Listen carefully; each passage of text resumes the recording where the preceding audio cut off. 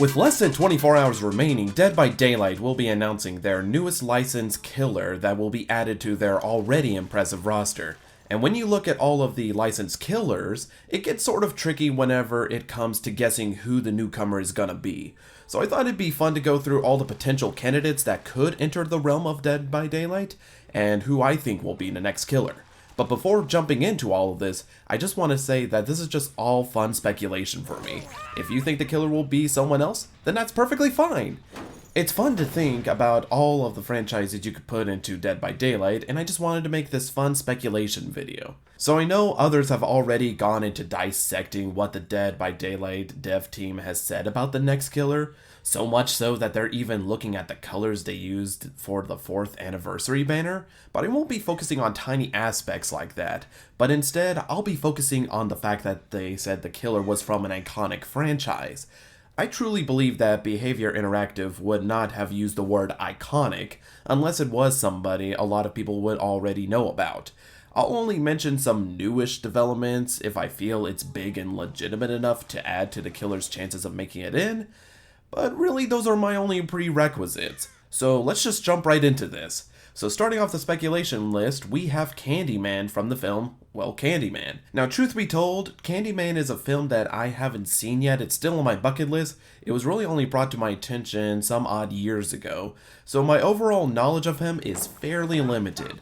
But what I've heard about him, he seems like a somewhat solid candidate. His hook would be a solid melee attack, and he also has some special abilities that are similar with other killers that are already in Dead by Daylight, such as teleporting with Freddy, being invisible like the Wraith, and phasing through walls like the Nurse. However, it would be more likely to be related to bees, due to bees being an iconic part of his image. The only thing that concerns me is the fact that the team said it was an iconic killer. Candyman falls more into the obscure category. Granted, there is a new Candyman film being released later this year, but aside from that, only really big horror fanatics knew about him previously.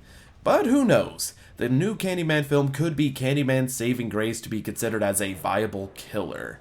And honestly, he is definitely not a bad choice.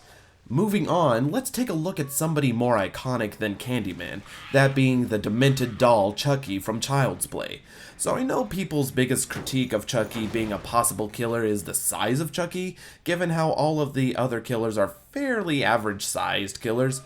I do see the point some are trying to make, but I think having a tiny killer would be an awesome idea.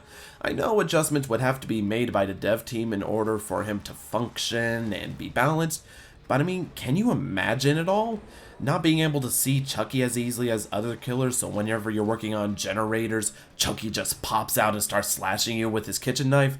And with Chucky having some voodoo magic he learned in his former life, he could implement it as a special ability of sorts. Again, serious changes would need to be made in order to make him a more viable killer, and because of that, I think that definitely hurts his chances of being the next killer, probably?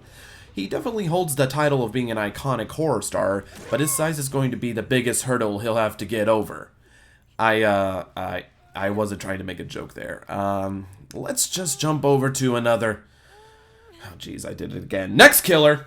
While thinking about other iconic killers, my good friend actually gave me a fairly interesting idea, and that idea was if Pyramid Head from Silent Hill could enter the game as a killer. For its kit, there are two weapons that come to mind, one of them being Pyramid Head's spear, an iconic huge sword of course, with his spear being a melee attack and his sword being a one-hit kill, kinda similar to Leatherface or Hillbilly's special ability. While I love the idea of a video game horror icon entering the world of Dead by Daylight, there are a couple of problems that do pop up with this possibility.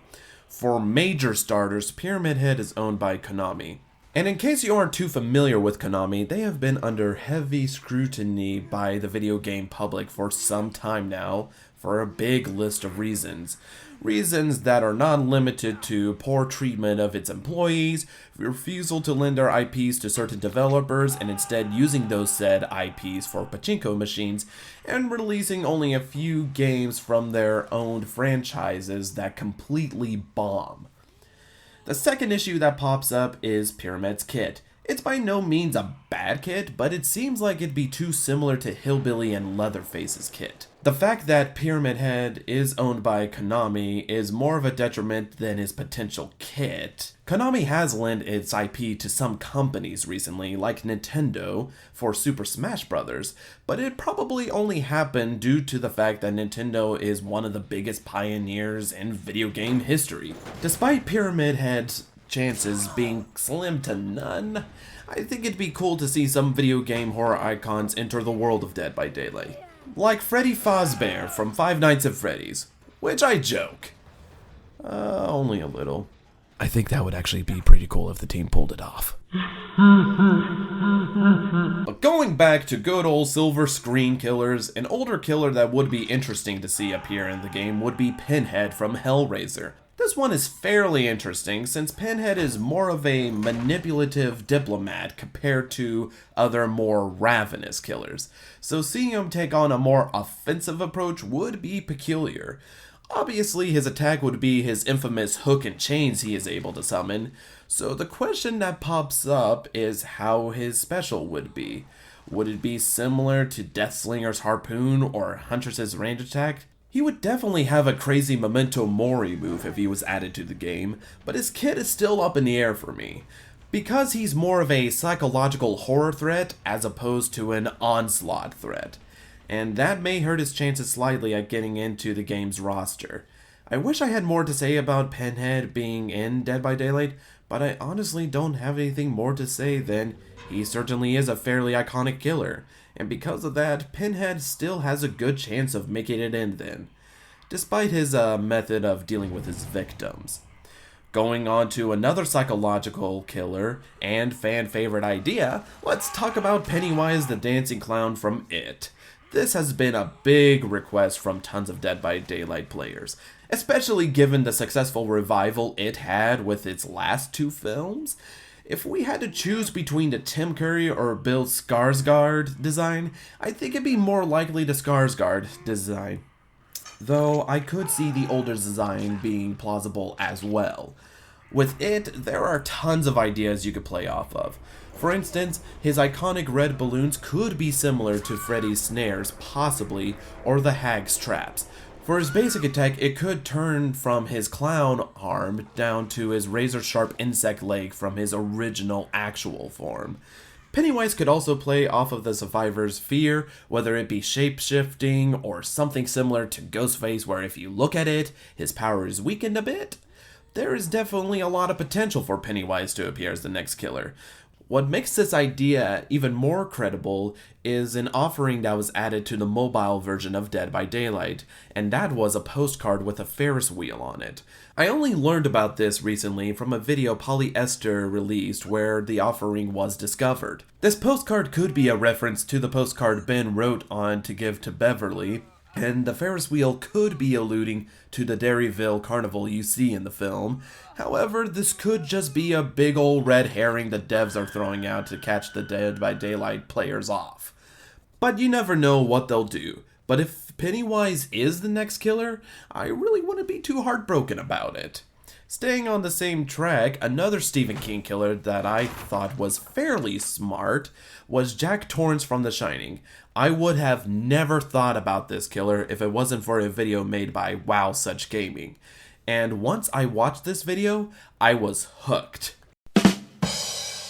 While it more than likely is a long shot, the idea of Jack being the next killer sounds really cool. Having a killer that's more human-like could be cool, especially since from a distance, it could be harder to tell whether it's a survivor or it's good old Jack chasing others. The other thing that has me sold on this idea is the thought of being able to play the Overlook Hotel as a map. It has such iconic locations, and running through the hedge maze as a giant jungle gym would be bonkers. Despite how cool it all sounds, I'm not very hopeful he'll make it in. I just felt the need to mention Jack since I sincerely thought it was an excellent idea Wow Such Gaming came up with. But the one killer, who I think has the best chance, and is my personal favorite killer, has to be Jason Voorhees from Friday the 13th. Objection!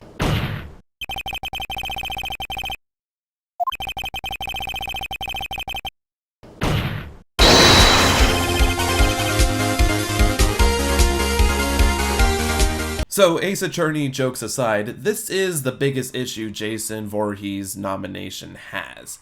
With Victor Miller, the writer of Friday the 13th, and Sean S. Cunningham, the director and producer of Friday the 13th, this court case on who owns Jason has put a halt on the Friday the 13th game, where they've already been struggling to find new DLC to make, given that all of it pertains to the said license.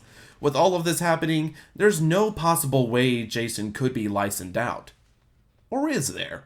The one thought that pops up into my head is that while Miller won the initial trial to the first Friday the 13th film, the Jason we all know and love didn't appear until the second film, and wouldn't gain his iconic hockey mask appearance until the third installment. So that could leave room for Jason to actually make an appearance in Dead by Daylight. Another thought that comes directly from the previously mentioned Polyester is in one of his videos that was published towards the beginning of May, he talked about a Friday the 13th board game being released later this year that was copyright dated for 2020. The big trial started in 2018, so that leaves the idea that there is still a possible chance for the companies to get a hold of the Friday the 13th license. Pauly also mentioned the idea of potentially making a deal with both Cunningham and Miller to obtain the license, which I could see being plausible. The reason why I cling so hard to Jason being the next killer is due to the fact that he is the biggest horror icon that is missing from Dead by Daylight. He was one of the biggest slashers during the Bronze Age of horror and was a staple of the 80s. Everyone and their dog knows who Jason is, and I know the Dead by Daylight team would be so incredibly happy to create Camp Crystal Lake for Jason to run around in. With his machete being his melee attack, and his special ability being tank-like, similar to the perks Enduring or Brutal Strength, being able to play as Jason would be awesome. It's sad to see Friday the 13th video game struggle as it has, given how I truly believe the creative team behind the video game did want to make an awesome horror game experience, but just the sheer chance of Jason getting into the Dead by Daylight roster is really incredible, and I really want to see this happen. So, who all do you think has a shot of being announced on the 26th? With all the potential horror IPs it could be, I'm excited to see what the people at Behavior Interactive have in store for us.